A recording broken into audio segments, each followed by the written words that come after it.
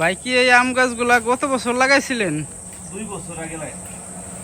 এখন তো মাশাল্লাহ অনেক বড় হয়ে গেছে।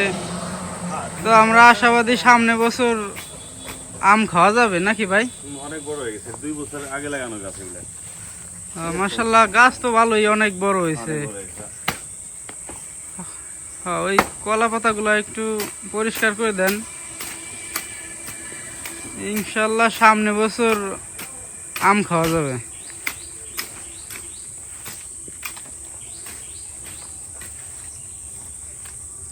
আসসালামু আলাইকুম। আমাদের বিভিন্ন মসজিদে লাগানো, তার ভিতরে এই একটা আম গাছটা আল্লাহর রহমতে খুবই পরিষ্কার পরিচ্ছন্ন আছে। আমাদের আর পরিষ্কার পরিচ্ছন্নর প্রয়োজন হইতেছে না। আমরা আজকে বিভিন্ন মসজিদে আসছিলাম পরিষ্কার পরিচ্ছন্ন করার জন্য, এই গাছগুলো যত্ন নেওয়ার জন্য। আল্লাহর রহমতে এই গাছটা খুবই সুন্দর এবং পরিষ্কার পরিচ্ছন্ন আছে।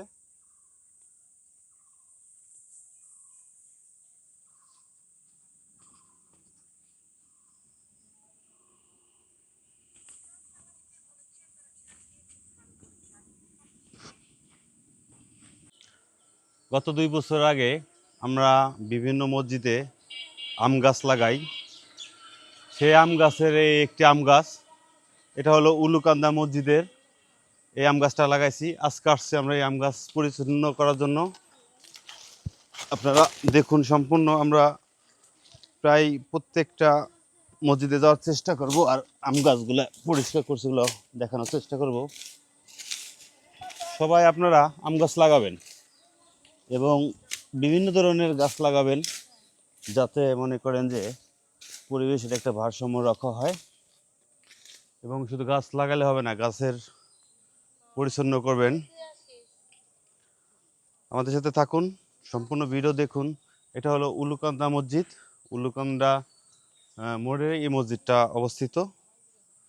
2 বছর আগে গাছ লাগানো এই গাছটা আজকে আল্লাহর রহমতে অনেক বড় হয়ে গেছে। ঠিক আছে।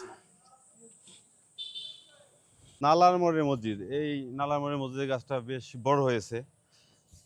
এটাও আমাদের সেই 2 বছর সময় একসাথে লাগানো, খুবই বড় হয়েছে, কিন্তু মাঝের থেকে ছাগলে খাওয়ার কারণে গাছটা দুর্বল হয়ে পড়ছে।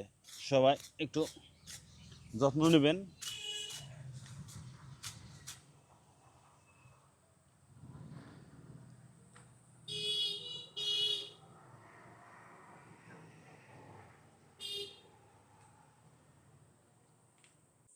এখন আসলাম আমরা বসুন্ধরা সুন্দরিয়া দক্ষিণ পাড়ার জামে মসজিদে, এবং এই গাছগুলো পরিষ্কার করার জন্য মোটামুটি পরিষ্কার আছে সব জায়গা দিয়ে।